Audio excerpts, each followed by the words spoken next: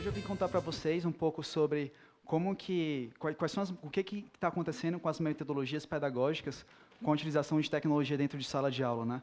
Como que elas estão contribuindo para a personalização do aprendizado desses alunos. E o que vem acontecendo quando a gente mistura o presencial com o virtual? O que dá toda essa mistura assim, para o ensino híbrido? Pode passar o videozinho aí, por favor? Então, o Blended Learning, como é conhecido no mundo, é o aprendizado misto, aprendizado misturado ou ensino híbrido. E ele foi percebido de uma maneira simples. Os alunos eles aprendem dentro da sala de aula e cada um, o professor vai lá na frente e transmite os conteúdos, ou em casa, em lan house, ou até na própria escola, por meio do computador. Então, ele vai lá e ele consegue adquirir esses conteúdos. Mas o que vem acontecendo no meio termo, quando esses dois mundos vêm se aproximando?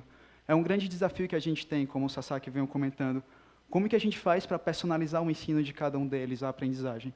Os alunos eles aprendem diferente, eles têm personalidades diferentes, um é mais sensitivo, outro é mais visual. E qual é o papel da tecnologia, né, para permitir que os professores, por meio do ensino híbrido, consigam fazer para respeitar cada uma dessas personalidades, mantendo a velocidade, o foco e o controle. E o ensino híbrido nada mais é do que a mistura de uma sala de aula, um ambiente de aprendizado presencial com algum tipo de aprendizado virtual, não é? Não necessariamente significa que aquele aluno ele tem um computador dentro de sala de aula, ou significa que aquela escola tem um computador para cada aluno, mas que aquele aluno ele pode aprender a adquirir aqueles conteúdos tipo de maneira virtual que foram transmitidos dentro de sala de aula. Então, o professor ele não precisa, não necessariamente o ensino híbrido significa que o professor está indicando para aquele aluno aprender determinado conteúdo. Se o professor não indicar e o aluno for por conta própria tentar se capacitar um pouco mais sobre determinado conteúdo que o professor falou, isso também é ensino híbrido.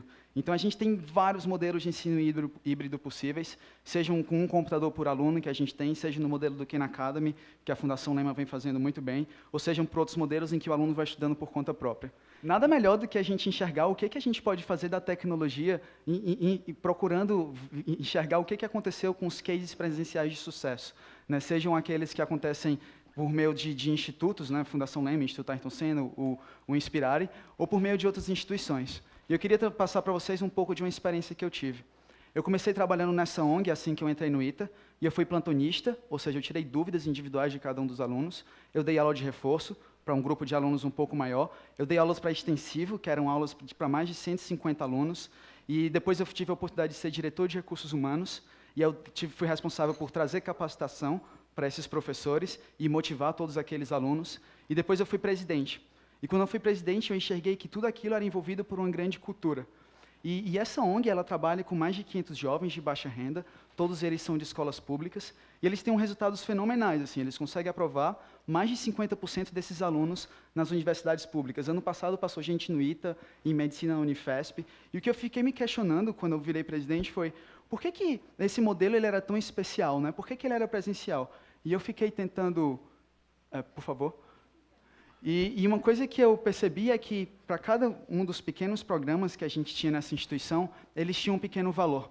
Por exemplo, o plantão, que era o tutoring, né, o ensino individualizado, o reforço para um pequeno grupo de alunos, até o nivelamento, que depois, quando os alunos fazem alguma prova, a gente vai com eles, por exemplo, se eles estão com dificuldade num certo conteúdo, e faz eles evoluírem mais. E tudo isso embutido num sistema de capacitação, de gestão e compromisso, né? Então, o mais importante disso tudo, quando a gente ouvia tudo isso, é que aqueles alunos eles acreditavam que eles eram capazes de fazer aquilo que antes eles não sabiam que eles eram capazes. E dentro de uma sala de aula, o que eu percebi é que isso era o mais importante, que a gente conseguisse motivar aqueles alunos e fizesse eles acreditarem que tudo aquilo era possível. E talvez por estudar no ITA, eu fiquei me questionando. Daqui a pouco eu chego por causa o porquê disso, mas eu fiquei me questionando como que eu poderia replicar esse modelo, né, que eu considerava de sucesso de maneira sustentável e escalável para todos os estudantes do Brasil, né, escolas, professores e estudantes. E eu tentei fundar uma ONG no mesmo modelo, que aí eu consegui fazer e funcionou lá direitinho no modelo presencial, mas o que eu percebi foi que esse tipo de modelo ele não era tão escalável. Então, o que aconteceu foi que a gente percebeu que, por meio da tecnologia, se a gente consegue gerar uma quantidade de dados suficientes para que o professor consiga acompanhar cada um desses alunos, se a gente permite que o professor ele consiga trabalhar com pequenos grupos de alunos, a gente vai ter resultados relevantes. Então surgiu o QMágico. O QMágico ele tem 2, 3 meses de lançamento, e a gente veio fazendo, e o que a gente faz? A gente tem duas coisas. Uma plataforma pública, em que a gente disponibiliza todos os nossos conteúdos gratuitamente, e uma plataforma fechada, em que a gente vem colocando, tipo, desde um pouco de algoritmos da TRI, até colocar qualquer conteúdo lá dentro, por meio de autoria dos professores, ou seja, a gente incentiva os professores a colocarem os próprios conteúdos deles, a gente coloca conteúdos fixos, e para isso a gente gera uma quantidade de relatórios relevante para que o professor consiga dar uma aula no modelo de ensino híbrido de maneira relevante, como eu venho comentando. Estou um pouquinho nervoso, dei uns probleminhas aí. Então. E quando a gente começou a utilizar, quando a gente começou a fazer os nossos primeiros pilotos no meio do ano passado, por meio do ensino híbrido, a gente percebeu algumas coisas que eram relevantes na utilização de tecnologia dentro de sala de aula. Para criar e mensurar, por exemplo, nessa pirâmide, que é conhecida como a pirâmide do ensino híbrido, a gente percebeu que tinham 3 aspectos, eu não tinha visto que tinha aqui. A gente tinha 3 aspectos. O primeiro, que era criar e mensurar, em que você traz um grupo de alunos sobre a instrução do professor, esses alunos eles vão criar, eles vão descobrir aquele conteúdo que eles não sabem o quão importante ele é para a sociedade. Depois eles vão analisar e aplicar, em que aí aparece a intervenção do professor, e o professor consegue fazer um acompanhamento desses alunos e explicar tudo aquilo, o porquê da existência de tudo aquilo que eles descobriram. E depois eles vão compreender e lembrar. E aí é que entra a relevância da tecnologia, por exemplo, como o Sasaki estava falando. É nesse momento em que os alunos eles vão precisar compreender tudo aquilo que eles descobriram, tudo aquilo que o professor condensou para eles, e eles vão ter que lembrar. Então, a gente acaba misturando um ciclo em que os alunos trabalham em grupo, criando e mensurando, trabalham com o professor, analisando e aplicando, e trabalham sozinhos em casa, na lan house ou em qualquer outro lugar, compreendendo e lembrando tudo aquilo que eles vivenciaram. E o que a gente percebeu com a utilização do ensino híbrido é que acaba sobrando tempo para o professor se dedicar a outras atividades que antes eles não tinham tanto tempo, dado que a gente vive numa sociedade muito conteudista, né? As nossas métricas são PISA, é o Enem e outros testes relevantes, mas quando a gente consegue transmitir conteúdos de maneira mais eficiente e mais direcionada para os alunos, acaba sobrando tempo para a gente se dedicar a outros tipos, a um outro tipo de formação que também é super relevante para o aprendizado dele. Por exemplo, criatividade, pensamento crítico, colaboração, comunicação, valores de cidadania e outras coisas que são consideradas as habilidades do século XXI para a formação desses alunos. E para que tudo isso seja possível, a gente foi olhar quais eram os cases de ensino híbrido que estavam acontecendo no mundo. E a gente percebeu que existiam mais de 9, e já tinha virado política pública nos Estados Unidos, e recentemente o governo americano lançou uma campanha de $400 milhões para que as escolas sugerissem maneiras de ensino personalizado, de ensino híbrido para utilizar dentro de sala de aula. E alguns desses modelos são essa flexibilização de horários, que eles consideram como um laboratório rotacional, em que, por exemplo, não vai dar para a gente ter um computador por aluno da noite para o dia. Então, existem escolas, né, que já têm laboratórios e você consegue criar um mix entre a sala de aula e esse laboratório, ou então intercâmbios de experiências, e que tem escolas que ainda não têm um computador por aluno, mas tem uma quantidade relevante de computadores por sala de aula, e você gera esse itinerário pedagógico, em que, como a gente vem falando um pouco na pirâmide, em que o aluno passa por um estudo em grupo, em que o professor dedica a ele aquilo que ele está fazendo, depois ele vai para o computador, depois ele vai com o professor explica o porquê do motivo daquilo tudo, e depois ele vai na tecnologia, e a tecnologia coleta todos aqueles dados para que seja possível fazer uma análise mais direcionada para cada um desses alunos.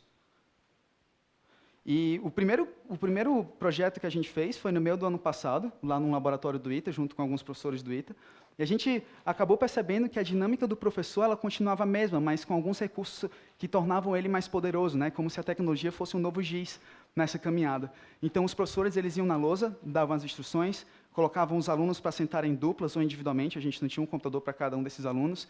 A gente percebeu que os alunos eles colaboravam entre si, e quando eles terminavam, eles se levantavam e falavam com outros alunos, e a gente foi percebendo o quão legal era tudo aquilo, em termos de colaboração, em termos de novas habilidades do que vem acontecendo. Então, uma história muito engraçada é essa história do Matheus, que ele era muito hiperativo, assim, muito mesmo, ele, na verdade, nem parava para me escutar quando eu tentava falar com ele, e acabou que ele terminou toda a aula 2 horas antes do que todos os amigos dele. E depois ele foi ajudar alguns colegas, aí depois ele se estressou lá por algum motivo e está jogando Magic. Ele está jogando um joguinho de cartas aqui atrás, enquanto todos os outros alunos estão estudando. Então a gente ficou se questionando, se a gente consegue perceber esse tipo de personalidade, o quanto que esse aluno estaria aprendendo com 15 anos de idade, dado que a gente tinha alunos de 12, 13 anos nesse caminho. E se a gente percebesse quais eram as verdadeiras motivações deles. E a gente fez testes também em grupos de faculdades e gerou os mesmos resultados, então foi super interessante. E uma coisa que a gente percebeu é, e como é que a gente leva tudo isso para o Brasil, não é? Não é tão complicado, a gente simplesmente precisa definir algumas coisas. Que a gente quer melhorar a aprendizagem daqueles alunos, a gente precisa definir um objetivo pedagógico muito claro, a gente precisa fazer com que os professores eles façam parte do desenho e da implementação daquele projeto dentro da escola e logicamente, que aqueles alunos, aqueles professores, eles tenham acesso à internet e às tecnologias que vão prover a entrega desses conteúdos para eles. Então, a gente precisa, para ter uma sala de ensino híbrido sustentável, basicamente de 3 coisas. Uma é que essa experiência seja unificada, ou seja, que aqueles alunos eles estejam no mesmo ambiente, que os professores vivenciem o mesmo ambiente que os alunos e os gestores vivenciem o mesmo ambiente daqueles alunos.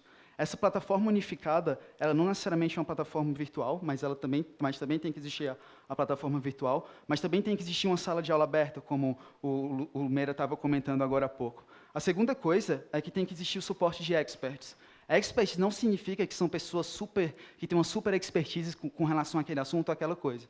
Mas são pessoas que já vivenciaram aquilo, que aqueles professores vão passar em algum momento, ou seja, a gente acaba formando multiplicadores quando a gente vai fazendo esses pilotos. E esses multiplicadores se tornam profetas de tudo aquilo que vem acontecendo.